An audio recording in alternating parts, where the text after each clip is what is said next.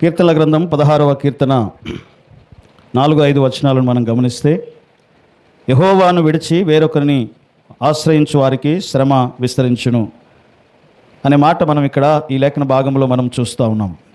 దేవుణ్ణి విడిచి వేరొకరిని అనే మాట మనం చూస్తూ ఉన్నాం. ఈ లోకంలో దేవుని స్థానాన్ని తీసుకునేటువంటి విషయాలు కొన్ని ఉన్నాయి. మన జీవితంలో దేవుని స్థానాన్ని తీసుకునే విషయాలు 3 విషయాలు ఉన్నవి. ఒకటి సిరి, అంటే ధనము. ధనము దేవుని స్థానాన్ని తీసుకుంటుంది. అంటే దేవునికి భయపడి, దేవునికి సేవించి, దేవుణ్ణి ఆరాధించి, దేవుణ్ణి ప్రేమించి, మనసు నిండా హృదయం నిండా దేవుని నింపుకొని ఉండవలసినటువంటి మనము దేవునికి బదులుగా ధనము చేత నింపబడతాము. దేవునికి బదులుగా మరొక దాని చేత నింపబడి మన హృదయాన్ని నింపుకొని ఉంటాము. కాబట్టి ఇక్కడ లేఖనాలలో మనము చూసినట్లయితే, దేవుణ్ణి విడచి వేరొక దానిని అనుసరించువానికి, ఆ వేరొకటి ఏంటిది అంటే 3 విషయాలు మనకు కనబడతాయి. ఒకటి ధనము, 2 కడుపు, వారి కడుపే వారికి దేవుడు, వారి ధనమే వారికి దేవుడు. ఇక 3వది దయ్యము, సైతాను. ఈ 3 విషయాలు మనిషిని ఏం చేస్తున్నాయి అంటే ఆవరించి ఉంటున్నవి. దేవుని స్థానాన్ని తీసుకుంటున్నవి. దేవునికి ఇవ్వవలసిన ఆ స్థానంలో ఇది వచ్చి కూర్చుంటుంది. అందుకని నువ్వు కూర్చున్నా లేచినా వాటి గురించే నువ్వు ఆలోచన చేస్తావు. కానీ దేవుని వాక్యం అంటుంది, నీ పూర్ణ హృదయంతో, నీ పూర్ణ మనస్సుతో, నీ పూర్ణ శక్తితో, నీ పూర్ణ వివేకముతో, నీ పూర్ణ బలముతో నీ దేవుణ్ణి నీవు ప్రేమించాలి. తర్వాత నిన్ను వలె నీ పొరుగువారిని ప్రేమించాలి. ఈ నా ఆజ్ఞలు నీవు కూర్చున్నప్పుడు, నువ్వు లేచినప్పుడు, నువ్వు నడుస్తున్నప్పుడు, నువ్వు పడుకున్నప్పుడు నీ పిల్లలకు వాటిని నేర్పించాలి అంటున్నాడు. కాబట్టి కూర్చున్నప్పుడు, లేచినప్పుడు, పడుకున్నప్పుడు, నడుస్తున్నప్పుడు నీ మైండ్లో ఉండవలసింది ఏంటి అంట? దేవుడు నీ మైండ్లో ఉండాలి. హల్లెలూయా. చదవండి మత్తయి సువార్త 6వ అధ్యాయం 24వ వచనంలో మనం చూస్తాము. మనిషిని ఆవరించే మరొక విషయము మనకి ఇక్కడ కనబడుతూ ఉంటుంది. దేవుని స్థానాన్ని మనము దానికి ఇస్తామంట. ఎవడును ఇద్దరు యజమానులకు దాసుడుగా ఉండనేరడు. అతడు ఒకనిని ద్వేషించును, ఒకనిని ప్రేమించును. లేదా ఒకని పక్షముగా నుండి ఒకని తృణీకరించును. మీరు దేవునికిని సిరికిని దాసులుగా ఉండలేరు. అందువలన నేను మీతో చెప్పినది ఏమనగా, ఏమి తిందుమో. చాలు. సో కాబట్టి దేవునికి సిరికి దాసులుగా మనము ఉండలేము అంట. దేవునికన్నా దాసుడు అయి ఉండాలి, లేదా సిరికన్నా దాసుడు అయి ఉండాలి. రెండింటి మీద రెండు పడవల మీద ప్రయాణం చేసినట్లుగా, 2 పడవల్లో కాలు పెట్టినట్లుగా ఉండొద్దు. అంటే దేవునికన్నా దాసుడు అయి ఉండాలి, లేదా ధనము కన్నా నీవు దాసుడు అయి ఉండాలి. ఎందుకంటే దేవుని స్థానాన్ని తీసుకునేది ఒకటి ఉంది. అది ఏంటి అంటే ధనము అంట. మనం కూర్చున్నా, పడుకున్నా, లేచినా ఆలోచించేది దేని గురించి? డబ్బు గురించే, పైసల గురించి ఆలోచిస్తూ ఉంటాం. 10 రూపాయలు జేబులో ఉన్నాయంటే 24 గంటలు మనసంతా ఆటి మీదనే ఉంటుంది. ₹1,00,000 ఇంట్లో ఉన్నాయంటే మనసంతా ఆటి మీదనే ఉంటుంది. అవసరమైతే అప్పుడప్పుడు పోయి తాళం తీసి చూస్తాం, ఉన్నాయా లేవా. ఎందుకు? మనసంతా వాటి మీదనే ఉంటుంది. అంటే దేవుని స్థానాన్ని ధనము, సిరి తీసుకుంటుంది అంట. ఒక ఫిలిప్పీలకు రాసిన పత్రిక 3వ అధ్యాయం 19వ వచనం. ఫిలిప్పీలకు రాసిన పత్రిక 3వ అధ్యాయం 19వ వచనం. నాశనమే వారి అంతము, వారి కడుపే వారి దేవుడు. నాశనమే వారి అంతము, వారి కడుపే వారి దేవుడు. దేవుని స్థానాన్ని తీసుకునే మరొకటి ఏంటి అంటే కడుపు, అంటే తిండి. ఏమి తిందుమా, ఏమి తాగుదుమా, దీని మీదనే మనసంతా ఉంటుంది. ఇద్దరు కలిస్తే తిండి గురించి, ఇద్దరు కూర్చుంటే తాగుడు గురించి మాట్లాడుకుంటారు. అంటే తిండి, కడుపు. ఈ కడుపు అనేది ఏం చేస్తుంది అంటే దేవుని స్థానాన్ని తీసుకుంటుంది అంట.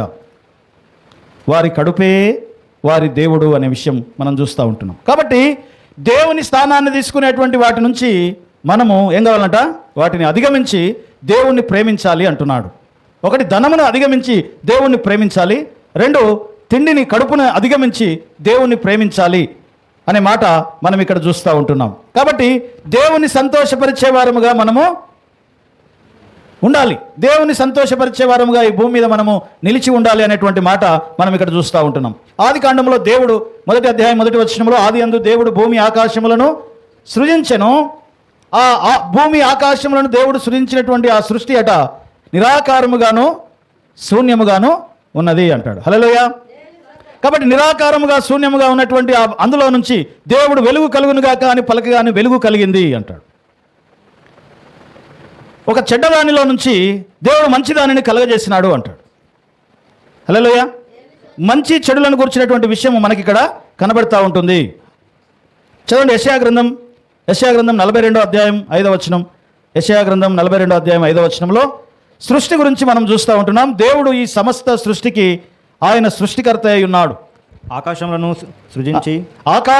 సృజించి వాటిని విశాలపరిచి భూమిని అందులో పుట్టిన సమస్తమును పరచి దాని మీదనున్న జనులకు ప్రాణమును దానిలో నడుచువారికి జీవాత్మను ఇచ్చుచున్న దేవుడే ఈ భూమి మీద ఉన్నటువంటి ప్రతి ప్రాణికి జీవమును ఊపిరిని కలగజేసినాడు. భూమి మీద ఉన్నటువంటి సంచరిస్తున్న ప్రతి మానవునికి దేవుడు ఏం చేసినాడట? సృష్టి కలగజేసినట్లుగా, లేకపోతే జీవాత్మను కలగజేసినట్లుగా మనము చూస్తూ ఉంటున్నాం. 1వ అధ్యాయం నుంచి 6వ అధ్యాయం వరకు 2000 సంవత్సరాల చరిత్రని మనం అక్కడ చూస్తూ ఉంటాం. సృష్టి గురించి మనం చూస్తాం మొదటి 2 అధ్యాయాలలో. తర్వాత ఏదోను తోట గురించి, ఆదాము అవ్వల గురించి 2వ అధ్యాయం 3వ అధ్యాయాల్లో చూస్తాం. 4వ అధ్యాయంలో కయ్యీను హేబేలుల యొక్క స్టోరీ మనము అక్కడ చూస్తాం. 5వ అధ్యాయంలో వంశావళి గురించి చూస్తాం. 6వ అధ్యాయంలో మరి సృష్టి జలప్రలయం చేత ముంచివేయబడడం అనేది మనం గమనిస్తూ ఉన్నాం అక్కడ. కాబట్టి 2000 సంవత్సరాల ఈ స్టోరీని ఈ 5 అధ్యాయాల్లో మనము చూస్తున్నట్లుగా మనము చూస్తున్నాం. కాబట్టి దేవుడు సృజించినటువంటి ఆ సృష్టిలో ఒక నిరాకారముగా శూన్యముగా ఉన్నటువంటి దానిలో నుంచి దేవుడు వెలుగు కలుగునుగాక అని పలకగా దేవుడు వెలుగు కలగజేసెను. అయితే ఆ వెలుగు ఎలా ఉంది అంట? 1వ అధ్యాయం 4వ వచనంలో మనం చూస్తాము. ఆదికాండం, ఆ వెలుగు మంచిదై ఉన్నట్లు దేవుడు చూసెను. వెలుగు మంచిదైనట్లు దేవుడు చూసెను. దేవుడు వెలుగును చీకటిని వేరుపరచెను. మంచిదైనట్టు వెలుగు మనకు అక్కడ కనబడుతూ ఉంటుంది. కాబట్టి భూమి మీద నరుల చెడుతనము గొప్పదైనప్పుడు ప్రారంభంలో దేవుడు సృష్టించినాడు, సృష్టి కలగజేసినాడు. అది మంచిదిగా దేవుడు దానిని కలగజేసినాడు. అయితే 6వ అధ్యాయానికి మనం వెళ్ళేసరికి అక్కడ మనకు కనబడుతున్న విషయం ఏంటంటే నరుల చెడుతనము భూమి మీద గొప్పదైనదంట. దేవుడు భూమి మీద నరులను సృజించినందుకు దేవుడు పశ్చాత్తాపడ్డాడంటే వీని అనవసరంగా కన్నాను రా అన్నట్టు. హల్లెలూయా. ఎందుకంట భూమి మీద నరుల చెడుతనము గొప్పదైందంట. నరుని యొక్క నీతి గొప్పది కాలే, నరుని యొక్క మంచితనము గొప్పది కాలే, నరుని యొక్క ప్రేమ గొప్పది కాలే. కానీ ఏం గొప్పదైందంట? నరుని యొక్క పాపము, దుష్టత్వము గొప్పదయింది అంట. అందుకని అప్పుడు దేవుడు 6వ అధ్యాయం 5వ వచనంలో, ఆదికాండం 6వ అధ్యాయం 5వ వచనం, నరుల చెడుతనము భూమి మీద గొప్పదై అంతయు కేవలం చెడ్డదైనదంట. చదవండి 5వ వచనం. నరుల చెడుతనము భూమి మీద గొప్పదనియు వారి హృదయం యొక్క తలంపులలోని ఊహ అంతయు కేవలం చెడ్డదైనదంట. దేవుడు మంచిది కలగజేశాడు, దేవుడు మంచిగా నరుణ్ణి సృజించాడు. అయితే ఏమైపోయాడంట?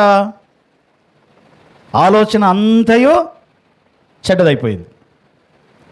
అందుకని మనిషి వాడు ఎలాంటోడైనా సరే ఏమంటారు కదా, కొంచెమన్నా ఆ తెగులు ఉంటుంది. హల్లెలూయా. ఏముంటుంది? కొంచెం తెగులు ఉంటుంది. వాడు ఎంత మంచోడైనా సరే ఏదో ఒక చిన్న ఉంటుంది. ఎందుకంటే దేవుని వాక్యం చెప్తుంది ఏమని? వాడు ఎంత భక్తిపరుడైనా సరే, వాడు ఎంత నీతిమంతుడైనా సరే, నరుని ఆలోచన కేవలము ఏంటిదంట? చెడ్డది. అది మర్చిపోవద్దు. అయ్యో ఇలాంటి వాడు అనుకోలేదు, నువ్వు అనుకోలే. కానీ దేవుని వాక్యం చెప్తుంది ఏమని అంటే నరుని ఆలోచన ఎల్లప్పుడూ కేవలము చెడ్డది. హృదయము అన్నిటికంటే ఘోరమైన రోగం గలదంట. హృదయము అన్నిటికంటే ఘోరమైన వ్యాధి గలది. కాబట్టి దీన్ని నమ్మడానికి వీలు లేదు. అందుకని దేవుడట నరుని సృజించినందుకు ఆయన పశ్చాత్తాపం చెందినాడంట. అందుకని మొదట ఆదామును సృజించినప్పుడు నరుడు ఒంటరిగా ఉండుట మంచిది కాదని అతని కొరకు సాటి అయిన సహాయము దయచేసినాడు, అవ్వను సృజించినాడు.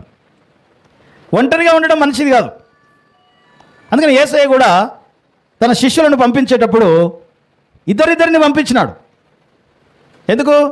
ఒకడు పడిపోతే ఇంకొకడు లేపాలి, ఒకడు పడిపోతే ఇంకొకడు లేపడం కోసము ఇద్దరిద్దరిని ఆయన ఏం చేసినాడంట?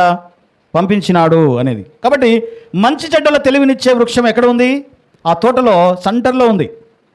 మిగతా చెట్లన్నీ చుట్టూ ఉన్నాయి. సెంటర్లో ఏ చెట్టు ఉంది? ఏ చెట్టు అయితే దేవుడు తినొద్దని చెప్పాడో అదే ఎక్కడుందంట? అది సెంటర్లో ఉంది. కానీ అవ్వ ఏదైతే సెంటర్లో ఉందో ఆ సెంటర్లో తినకూడని పండే తిన్నది ఆమె. అన్ని పాపాలకు సెంటర్ పాపం అదే, ఆదాము అవ్వలు చేసినటువంటి పాపం అనే మాట మనం ఇక్కడ చూస్తూ ఉంటున్నాం. సో కనుక ఇక్కడ దేవుడు మంచిగా సృజిస్తే మానవుడు ఏమైపోయాడంటే చెడిపోయాడంట. మనిషి యొక్క ఆలోచన, హృదయముల యొక్క ఆలోచన అంతా కేవలం చెడ్డది అంటాడు. అందుకని మొట్టమొదట ఆదాము అవ్వల యొక్క ఇద్దరు కుమారులు కయీను, హేబేలు. కయీను దగ్గరకు వచ్చి దేవుడు అడుగుతాడు, కయీను నీ తమ్ముడైన హేబేలు ఎక్కడా? ఏమంటాడు హేబేలు? ఏమో, నేనేమన్నా కావాలన్నా వాడికి? ఆదాము దగ్గరకు వచ్చి దేవుడు అడిగాడు, ఆదామా నీవెక్కడా? నేను పెట్టిన ప్లేస్లో నీవు లేవు. దేవుడు మనల్ని ఒక స్థానంలో పెడితే, ఒక స్థాయిలో పెడితే, ఒక ప్లేస్లో పెడితే, ఒక స్థితిలో, ఒక మంచితనంలో పెడితే మానవుడు ఏమైపోయాడంట? తనను తాను చెడగొట్టుకొని కేవలము ఎల్లప్పుడూ చెడ్డది పుట్టే ఆలోచన దగ్గరికి వెళ్ళిపోయాడు. మంచి చెడ్డల తెలివినిచ్చు వృక్ష ఫలమును తిని. అందుకని అంటున్నాడు దేవుడు, ఆదామా నువ్వెక్కడా? నేను పెట్టిన ప్లేస్లో ఉన్నావా? నేను పెట్టిన స్థితిలో ఉన్నావా? కయీనో నీ తమ్ముడు ఎక్కడా? నీ తమ్మునికి నువ్వే కావలి వాడవు అని దేవుడు అడుగుతూ ఉంటున్నాడు. కాబట్టి ఎక్కడా మనం ఎక్కడున్నాం, మనం ఏ స్థాయిలో ఉన్నాం, ఏ ప్లేస్లో ఉన్నాం అనేది ఇక్కడ దేవుడు మనల్ని అడుగుతున్నటువంటి ప్రశ్నగా మనం ఇక్కడ చూస్తూ ఉంటున్నాం. అదే 16వ అధ్యాయం 6వ వచనం, కీర్తనల గ్రంథం 16వ కీర్తన 6వ వచనాన్ని మనం చదువుదాం. మనోహరమైన స్థలములలో చదవమాట. మనోహర స్థలములలో నాకు పాలు ప్రాప్తించను, శ్రేష్టమైన స్వాస్థ్యము నాకు కలిగెను. నాకు ఆలోచన కర్త అయిన యెహోవాను స్తుతించదను. రాత్రి గడియలలో నా అంతరేంద్రియము నాకు బోధించున్నది. 5వ వచనం, యెహోవా నా స్వాస్థ్య భాగ్యం, యెహోవా నా స్వాస్థ్య భాగము, నా పానీయ భాగం, యెహోవా నా పానీయ భాగము, నీవే నా భాగమును, నీవే నా భాగమును కాపాడువాడవు నీవే అంటున్నాడు. సో కాబట్టి దేవుడు మన భాగమై ఉండాలి. నువ్వు కూర్చున్నప్పుడు, నువ్వు లేచినప్పుడు, నువ్వు పడుకున్నప్పుడు, నువ్వు నిద్రిస్తున్నప్పుడు, నువ్వు నడుస్తున్నప్పుడు నీ మైండ్లో ఎవరుండాలట? తిండి గురించి కాదు నువ్వు ఆలోచించాల్సింది, డబ్బు గురించి కాదు నువ్వు ఆలోచించాల్సింది, లేకపోతే మరేదో దాని గురించి కాదు నువ్వు ఆలోచించాల్సింది, శరీర సంబంధమైన కోరికల గురించి కాదు నువ్వు ఆలోచించాల్సింది, ఏమి తిందుమా, ఏమి ధరించుకుందుమా, ఏమి తాగుదుమా అని కాదు. నా నీతిని, నా రాజ్యమును మొదట వెతుకుడి అని చెప్పి దేవుడు అంటున్నాడు. కాబట్టి దేవుణ్ణి వెతకాలి, దేవుని సన్నిధిని వెతకాలి, దేవుని రాజ్యమును వెతకాలి, దేవుని నీతిని వెతకాలి మనం కూర్చున్నప్పుడు, పడుకున్నప్పుడు. అందుకని ఇక్కడ అంటున్నాడు ఏమని అంటే, ఆయనే నా భాగము, నా స్వాస్థ్యము, నా పానీయ భాగము, నా స్వాస్థ్య భాగము ఆయనే అని చెప్పి ఇక్కడ దావీదు భక్తుడు సెలవిస్తున్నట్లుగా మనం చూస్తూ ఉంటున్నాం.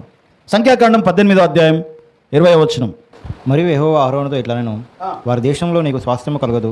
అహరోనుతో దేవుడు ఇట్లనెను, వారి దేశములో నీకు స్వాస్థ్యము కలుగదు, వారి మధ్యన నీకు పాలు ఉండదు, వారి మధ్యన నీకు పాలుండదు, ఇశ్రాయేలుల మధ్యన నీ పాలు, నీ స్వాస్థ్యము నేనే, ఇశ్రాయేలీల మధ్యలో నీ స్వాస్థ్యము నేనే అంటున్నాడు.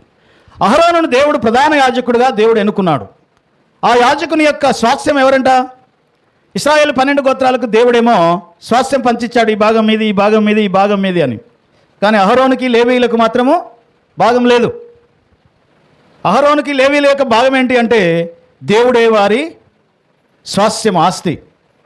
దేవుడే వారి ఆస్తి అయి ఉన్నప్పుడు అందుకని ఆయన అంటున్నాడు, నీవే నా పానీయ భాగము, స్వాస్థ్యము నీవే అని అంటున్నాడు. ఎందుకంటే ఏదైనా ఒకటి దేవుడు మనకి ఇవ్వాలి అంటే ఆయన ఇస్తనే పొందుకుంటాం ఈ భూమి మీద.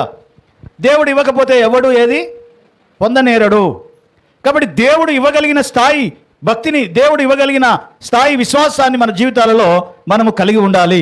ఒకవేళ దేవుణ్ణే నువ్వు స్వాస్థ్యముగా కలిగి ఉండాలి. దేవుడే నా భాగము. హల్లెలూయా, హల్లెలూయా. అదే సంఖ్యాకాండం 34వ అధ్యాయం 1వ వచనం. 34వ అధ్యాయం 1వ వచనం. ఇశ్రాయేలీలు కనాను దేశానికి వెళ్ళిన తర్వాత అక్కడ 12 గోత్రాల వారికి 34:1 మరియు యెహోవా మోషేకి ఇలాగ సెలవిచ్చెను, నీవు ఇశ్రాయేలులతో కనాను దేశమున అనగా పొలిమేరుల చొప్పున మీరు చీట్లు వేసి స్వాస్థ్యముగా పంచుకొని కనాను దేశమున మీరు ప్రవేశించుచుండగా మీ దక్షిణ దిక్కు సీను అరణ్యము మొదలుకొని ఏదోము సరిహద్దు అనగా మీ దక్షిణపు సరిహద్దు ఉప్పు సముద్రం యొక్క తూర్పు తీరం వరకు ఉండును. మీ సరిహద్దు దక్షిణము మొదలుకొని అక్రబీము కనవ యొద్ద. సో ఇక్కడ మోషేకు దేవుడు చెప్తున్నాడు, చీట్లు వేసి మీరు ఈ భూభాగమునంతా ఇశ్రాయేల్ 12 గోత్రాలకి పంచి ఇవ్వండి అంటున్నాడు. అయితే అందులో లేవీయులకి యాజకులకి ఏం లేదంట, స్వాస్థ్యం లేదు, ఆస్తి లేదు అంటున్నాడు. ఎందుకంటే వారి ఆస్తి, వారి స్వాస్థ్య భాగము ఏంటి, దేవుడే వారి భాగమై ఉన్నాడు అనే మాట మనం చూస్తూ ఉంటున్నాం. ఒక మనిషికి ఈ భూమి మీద నీకు ఎంత దక్కాలో అంతే దక్కుతుంది. నువ్వు ఎంత ఆరాటపడ్డా, ఎంత పోరాటం చేసినా ఏందంట, ఎక్కువ పొందుకున్న వానికి ఎక్కువ కాలేదు, తక్కువ పొందుకున్న వానికి ఏమీ తక్కువ కాలేదు. ఇది ఎక్కడ చెప్తాడు? ఇశ్రాయేల్ ప్రజలకి దేవుడు మన్నా ఇచ్చినప్పుడు మీరు గింతనే కూర్చుకోవాలి అంటే కొంతమంది అంట ఎక్కువ కూర్చుకున్నారంట, కొంతమంది ఏమో తక్కువ కూర్చుకున్నారంట. కాబట్టి ఆ రోజుకి నీకు ఎంత కావాలనో అంతే కూర్చుకో అంటే కొంతమంది ఏమో ఎక్కువ తీసుకున్నారు, కొంతమంది ఏమో తక్కువ తీసుకున్నారు. అయితే లాస్ట్కి చూస్తే ఎక్కువ తీసుకున్న వానికేమో మిగలలేదంట, తక్కువ తీసుకున్న వానికేమో తక్కువ కాలేదంట. అంటే ఎక్కువ కూర్చుకున్న వానికి ఎక్కువ కాలే, తక్కువ కూర్చుకున్న వానికి తక్కువ కాలే. అంటే దేవుడు సమానము చేసేస్తాడు. నీకు ఎంత దక్కాలో అంతే దక్కుతుంది. హల్లెలూయా, హల్లెలూయా. సో కాబట్టి అందుకనే దేవుడు అంటున్నాడు, సొలొమోను అంటున్నాడు, యెహోవాయే కాపాడువాడు.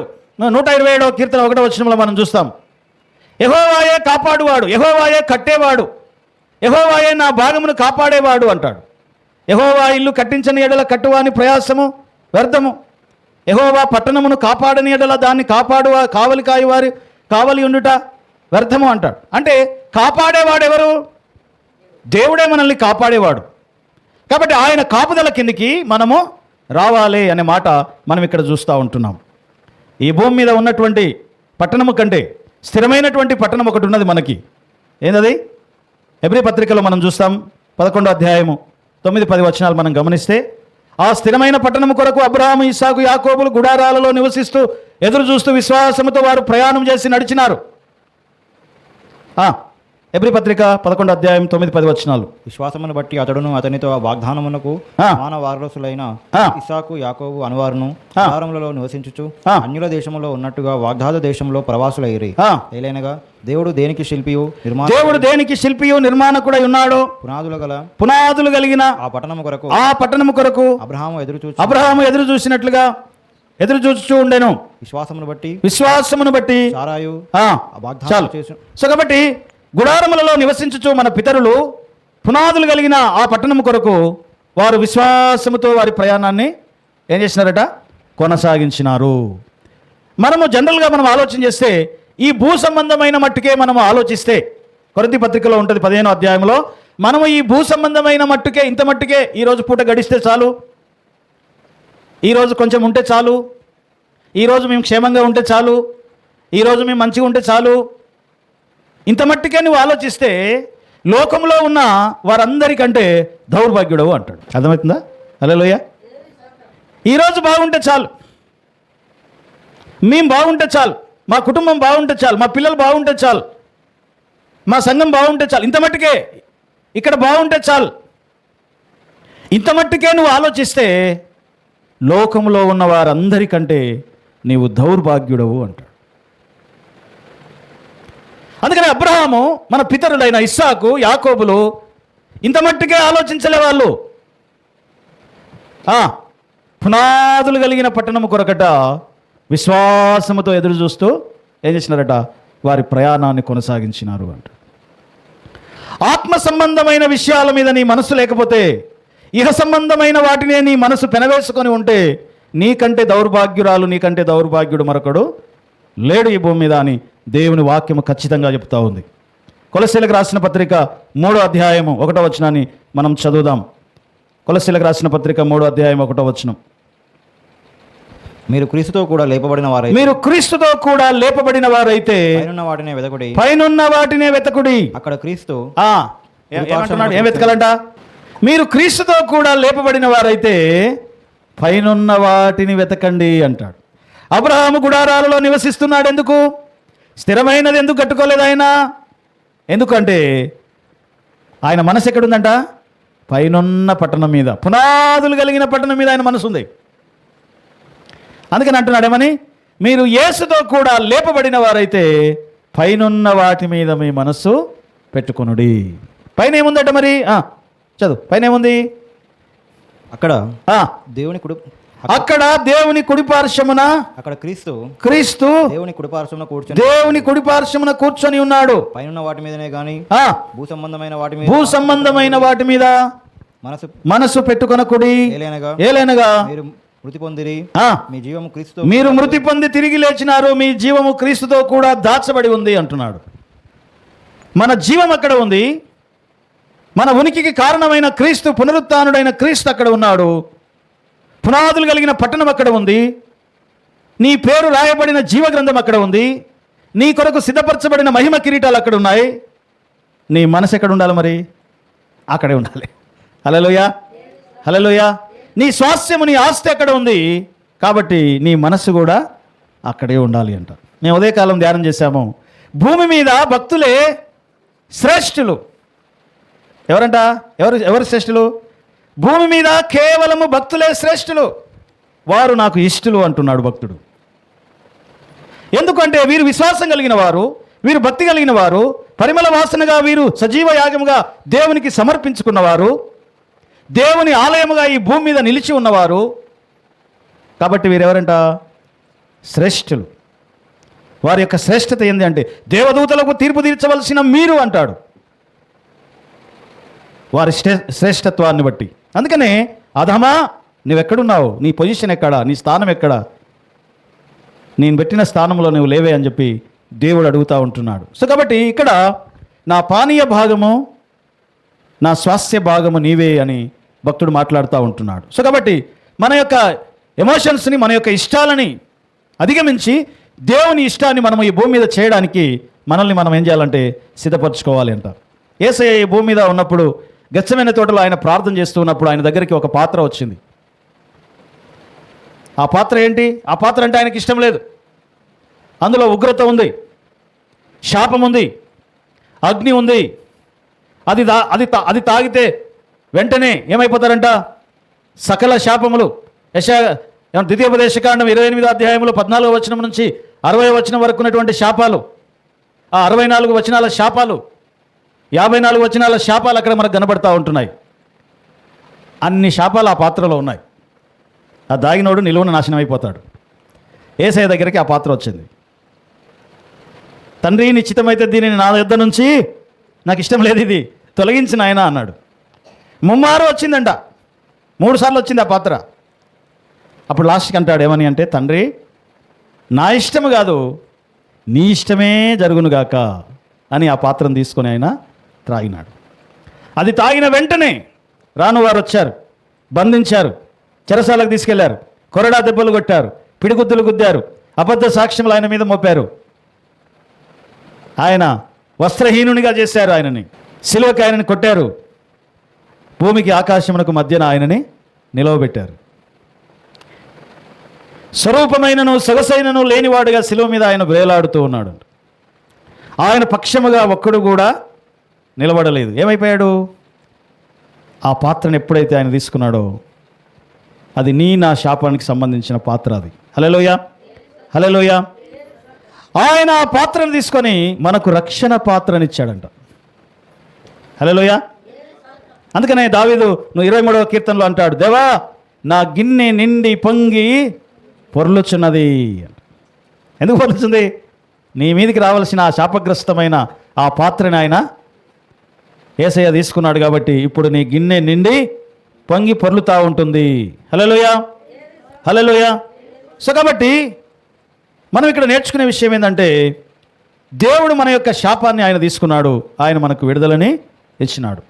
దేవుడు మనల్ని ఏ స్థానంలో పెట్టాడో ఆ స్థానానికి మరలా మనల్ని తీసుకొని రావడానికి యేసయ్య మన స్థానాన్ని ఆయన తీసుకున్నట్లుగా మనం ఇక్కడ చూస్తూ ఉంటున్నాం. హల్లెలూయా, హల్లెలూయా. అందుకనే నీకు ఈ భూమి మీద స్వాస్థ్యం లేకపోవచ్చు, భాగం లేకపోవచ్చు, కానీ స్థిరమైనటువంటిది ఏమంటారు, ఈ భూమి మీద ఉన్నటువంటి ఏమంటారు ధనమును పెట్టి పరలోకములో స్వాస్థ్యమును సంపాదించుకొనుడి అంటాడు. హల్లెలూయా. ఈ భూమి మీద ధనము చిమ్మట కొడుతుంది, ధనము దొంగలు ఎత్తుకుపోతారు, ధనము దోచుకోబడుతుంది. కానీ అదే ధనము నీవు ఆత్మ సంబంధంగా పరలోకములో నీవు సంపాదించుకుంటే అక్కడ దొంగలు లేరు. హల్లెలూయా.